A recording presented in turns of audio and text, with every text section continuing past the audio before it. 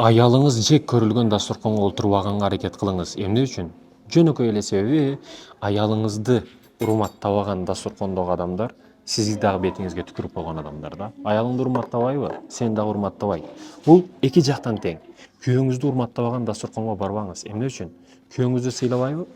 Алар сизди дагы сыйлабайт. Айтайын дегеним, авторитет маселеси дагы, намыс маселеси дагы силерде бир-бирдей. Бип-бирдей. Эмне үчүн? Силер эр катынсыңар, бир жансыңар деген. Эр катын дегени баягы кайсыдыр бир фильмде көзүм түшүп калды. Өлгөнгө чейин оору сыркоодо, жакшы жаманда чогуу болобуз. Өлгөнгө чейин деп атат да. А өлүмдөн кийин калганы болуп кете берет буларда. А биздечи өлүмдөн кийинки жашоого даярдык негизги өмүрлүк жолдош. Эмне үчүн? Ошо акыретке даярданыш үчүн. Ошондуктан биз өлгөндөн кийинки жашоого даярданыш үчүн үйлөнөбүз. Бул жашоодо жыргап жашап, мороженое жеп эле үйлөнүп кетпейбиз да.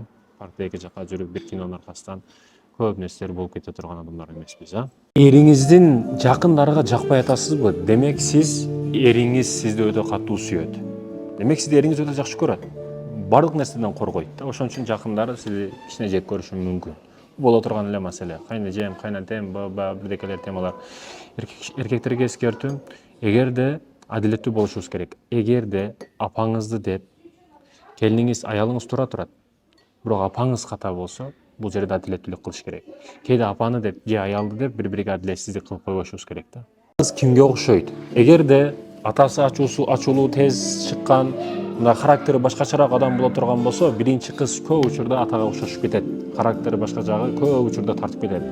Көрүнүшү дагы тартып кетет.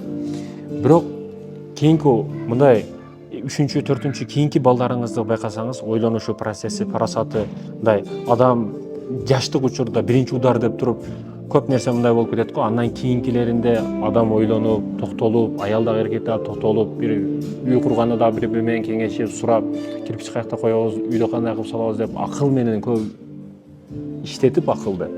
Ошо акылга толгон учурдагы төрөлгөн балдар парасат жактан, акыл жактан башкача байкасаңыз, биринчи удар болуп кеткен, шашып көп нерседен тажрыйба жок, шашма болуп кетишкен да. Ошон үчүн биринчи балдар өтө жакшы, өтө сабырдуу, өтө акылдуу. Кийинкилери вообще акылдуу. Байкаш керек. Кайненелерге 3 нерсени келиниңизге кылбаңыз. Биринчиден, эрте тур дебеңиз. Сиздин балаңыз дагы сиздин келиниңизге тойбой айткан болот, келиниңиз дагы балаңызга тойбой айткан учуру эми үйлөнгөндөн кийинки учур. Жаштар бири-бирин каалап аткан учуру, романтика, баягы бийкеч, баягы романтикалуу түндөр ошол учурда болуп аткан болот да. Анан сиз 2-де жатышса, түнү 1-де жатышса, анан кантип эртең саат 5-6-да турат да, мисалы үчүн. Уктап калса уктап кала берсин. Намаздар калып кетпесе болду. Кээде уктап калса кечиримдүү болуш керек да. Сиз дагы билебиз канча саат укташыңызды. Ал эми экинчи кылыш маселе, эч качан келиниңизди билип туруп же билбеген абалда урбаңыз. Өзүңүз же атаңыз сөкпөгөн уруш сөздөр менен сөкпөңүз. Сиздики каргышын алат, катуу тийип калышы мүмкүн. Эмне үчүн? Кайненем деп туруп кабыл алат да, апам деп эмес. Неге? Себеби сиз кызым деп урушуп аткан жоксуз да, келиним деп урушуп атасыз да, ошон үчүн. Ортодо кандайдыр бир аралык бар да сиздерде. Ошондуктан катуу сөкпөңүз, катуу урушпаңыз. Ал эми үчүнчүдөн өзүңүз үлгү болуңуз. Өзүңүз ар бир нерседе үлгү болуп көрсөтүп коюңуз. Көп нерсени. Келиним неге семиртасың дештен мурда өзүңүз арыктаңыз, мисалы үчүн. Өзүңүз чаппай курсакты салып, биз көрүп кайткыга көп нерсени деп отурбаңыз, мисалы үчүн. Бир нерсени айтыштан мурда өзүңүз үлгү болуп көрсөтүңүз. Şu 3 маселеде өзүңүзгө так болуңуз, бекем болуңуз. Эжеси бар бактылуу үкөлөргө өтө чоң кубанычтуу кабарым. Ата-энелер эркек балдарга ар дайым айта бериңиздер. Мен өткөндөн кийин, көзүм өткөндөн кийин эжеңден, карындашыңдан кабар ал, зыярат кыл, акыбалын бир, продуктасы жок болсо бергин, акчасы жок болсо бергин деп тарбиялаңыз. Сен күйгөн эжең, сен күйгөн, сен сүйгөн ушул бир тууганың деп тарбиялаңыз. Сураныч. Талап эмес, сураныч. Эмне үчүн? Себеби акыретте ушул маселеде суроо жооп болот эркектерге. Эмне үчүн эжеңден, эмне үчүн карындашыңдан кабар алган жоксуң? Ата-энеден кийин кыз бала бир туугандарга калат. Ошол тууралуу допрос болот. Айтайын дегеним, урматтуу эркектер кабар алайлы. Эже карындаштарыбыз жанында болойлу, көбүрөөк мээрим төгөйлү. Сиз бербеген мээримди көчөдөгү бирөө берип, анан сиз бияктан чыгып алып, экранда миллион жолу кыйкырып сойкулга каршымын андай кыздар бузулуп кетти Москвада дегениң бекер. Эгер өзүңдүн эже карындашың кабар албасаң өзүңдөн баштабасаң деген. Ошондуктан айтайын дегеним, аракет кылайлы, эже карындаштарыбызга мээрим төгөйлү. Бар жоктон камсыз кылайлы. Себепсиз акча бере берели. Сөз туулган күн, сөз 8 март келиши шарт эмес. Сөз касал болуп больницада жатып калышы шарт эмес акча которушун үчүн. Башка учурларда берип тура бер. Ал ишенип кой 700 эсе болуп кайтып келет өзүңө. Келиниңиздин спальнесине кирип, аңдып, бир нерсени таап алам, бир нерсени чукуп алам деген кайнелерге эскертүү 3 жыл, көбүндө 5 жыл, 10 жыл убакыт бериңиз. Бүгүн келиндерди аңдып, ар бир нерсе кылып, бир нерсе кылам дегендер, бир кемчилик табам дегендер кайнелер өтө көбөйгөн да. Жок. Алар жаш бири-бирине тойбой жаткан учурда азыр, магнит сыяктуу бири-бириге тартылып турган учур эки жаштын. Конечно, аларда романтика болот, түнү 2ге чейин уктабайт, 1ге чейин уктабайт, кино көрөт, мороженое жейт, татууларды жейт. Булар бири-бирине тойбой жаткан учуру. Түшүнүш керек. Кантип эле түнү 2де уктап, кайра 5те турат. Супер солдаттагандай эмес азыр, универсал солдатыңыздагандай эмес. Ошондуктан айтайын дегеним, аракет кылайлы, урматтуу энелер, эжелер, келиндерге убакыт бергенге. Убакыт көп бериңиз. 3 жыл, 4 жыл, 5 жыл бири-бирине тойгонго чейин, макул 11гече уктап калсын, макул 1ге чейин, 5ге чейин уктап калсын. Убакыт бериңиз. Убакыт бериңиз. Сиз өзүңүз кандайсыз, абалыңызды билесиз, туурабы? Кайненелер дагы. Кандайдыр пломба, пункт эрежелердин ичинде өзүңүз салып алгансыз. Келиниңизден ошону талап кыласыз. Армия как? Өзүңүз командир. Бирок өзүңүз бекинип жашынып канча уктап атасыз? А келинен канча уктап атасыз? Жалганчы адамга эң күчтүү удар нерсе кийинки чындык менен айтып жаткан сөздөрүнө ишенбестик. Бүгүн алдамчылар кадам сайын көбөйүп атат. Кадам сайын көбөйүп атат. Менин сакал койбогон таанышым бар эле, машина бизнес кылган. Анан сакал коюп калды. Эмнеге сакал койдуңуз десем, элдер ишенбей койду дейт да. Карасаңыз, болсо намаз окуйт, чоң каареке 30 бара жаттаган. Айтайын дегеним бул карыларга, башкаларда жаман көрсөтүш эмес. Айтайын дегеним 40тын ичинен бирөөсү болот баарыбыз. Сак болойлу. Калпчылар бүгүн өтө көбөйгөн учуру. Сак болушубуз керек. Өзүңө сак бол, кошунаңды ур тутпай, биз сыяктуу адамдардын кичине журналисттер болсун, ошол сыяктуу адамдардын чоң желкесиндеги милдети элди кайра эскертип туруу. Никесиз сүйүүнүн эң жаман жери кыз-жигит маселесинде никеге чейин бардык нерсени кылып коет да кызга. Бала гүл берет, подарка берет, шоколад берет, күтөт, сайраңдайт, тайраңдайт. Кыскасы, никеге чейин кылынып аткан жигит кыздардын ортосундагы мамиле бул максимум. Кыздар ишенип койгула, андан кийинки маселелер өлөт, нөлгө тең болот. Айтайын дегеним, никеден кийин боло берсин көп нерсе. Пайда табасың. Хамма бардык жакшылыктар ошонун ичинде. Аны кыйнап, азапка салып коюштун жалгыз жолу ага аралык сактап коюш. Просто так аралык сактап кой.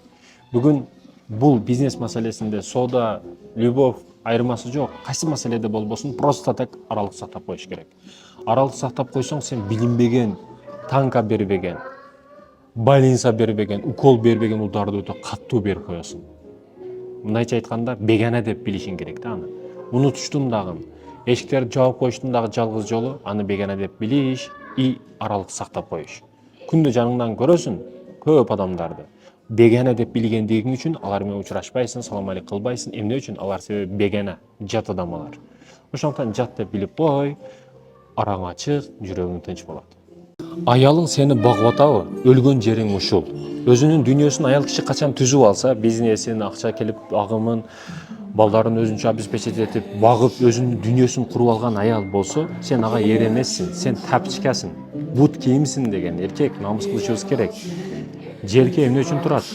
Аялды коргош, аялды колдош, ар бир тараптан поддержка бериш. Өзүң кояңга окшоп анын тапканын жеп отурсаң, сен эркексиңби? Бүгүн ушундай эркектер жок эмес. И кээ бир бойдоктордун ою бузулган, байыраак катын болсо эр боло алам деген. Сен эмне деген ой, бул намысын кайга кеткен? Мындай адам менен дос дагы болбош керек, жолдош дагы болбош керек. Узакка барбайсың мындай адамдар менен. Неге? Акча үчүн бардыгы даяр да булар. Убагы келсе, сен аз тура келсе, сен дагы сатат любой жерде. Өзүнүн дүйнөсүн түзүп алган аял сени жөн эле эр катары жакындары үчүн, туугандар үчүн что эрим бар деш үчүн эле керексиң сен. Тойго барганда, жентек тойго барганда, кайнана кайнатасыга, башкага, апасына что мен эрсиз жүргөн жокмун, мына эрим бар деш үчүн эле керексиң сен. Сен лохсуң мындайча айтканда. Ал өзүнүн акчасын түзүп алган, бизнесин түзүп алган. Сен просто так жүрөсүң анында. Аны өзүң дагы жакшы билесиң. Мындай эркектер мындай даяр болушту өтө жакшы билип алган, көнүп алган. И мындай аялдарсыз алар жашай албайт. Өлүгүн көчөдө калат. Мындай өлүмдөн Кудай өзү сактасын, мындай жашоодон Кудай өзү сактасын. Бардык эркектерден намыстуу кылсын жараткан. Эч качан аялдын колунан келген нерсени жеп калыш насып кылбасын эч бир эркекке. Эч качан жылан сөздөрүңүздү айтпаңыз. Эмне үчүн? Бир апабыз айтат. Мен келин кезимде балам дейт. Келин учурумда баягы шекердин канттар болот эле 4,5 дейт. Ошо канттарды салынган идиши менен түшүп кетип колумда сынды дейт да. Мен шекерди тез эле жыйнап алдым дейт. Ал процессти унутушка аракет кылдым. Идиш сынган идишти дагы дароо жаңысыга алмаштырып койдук. Бирок бир нерсе дагы деле мени ичимден жүрөгүмдөн кетпейт дейт. Кайненем ошол учурда адам болбойсуң деген. Сен адам болбойсуң, ала аргыр деп сөзүн айткан дейт да. Ала аргыр, эми ала көзсүн, ала адамсың, жаман адамсың деген мааниде ушундай сөз айткан. Ал эч эсине кеткен жок дейт да. Ошон үчүн сөз бар кыргызда. Сөздүкү түбөлүккө. Сөздүкү түбөлүккө чындыгында. Башка маселелер кесилсе оңолот, башка болот. Баягы ошол мисалы апага айтам да. Эгерде сахардын идишин жыйнап атып колуңуз кесилсе, ал дагы бүтмөк. Бирок сөз эч качан эсиңизден чыкпайт. Сиз өлгөнгө чейин. Балким өлгөндөн кийин дагы эсиңизден чыкпайт. Эмне үчүн? Ал айтылды, жүрөгүңүздө калып кеткен. Бардык нерсе унутулат. Айтайын дегени, урматтуу кайнелерден эч качан наалат, каргыш маселесинде сөгүнбөңүз. Же оңолобуз, же жоголобуз. Чындыгы сүйүү сага кайра кечирим сурап, кайра кайтып келишинде эмес, эмне кылбагын алдыңда кечирип, же кечирим сурап, алдыңда туруп бериши. Бүгүн болбогон темаларда достук маселесинде сүйүү бар. Мекенди сүйүү маселеси бар. Бардык сүйүү. Сүйбөсөң, сүйбөгөн жүрөк жашабайт. Баягы сөз бар го. Сүйбөгөн адам жашабайт. Сүйүштөн токтогон адам жашабайт. Сүйгөн адам эч качан арыбайт.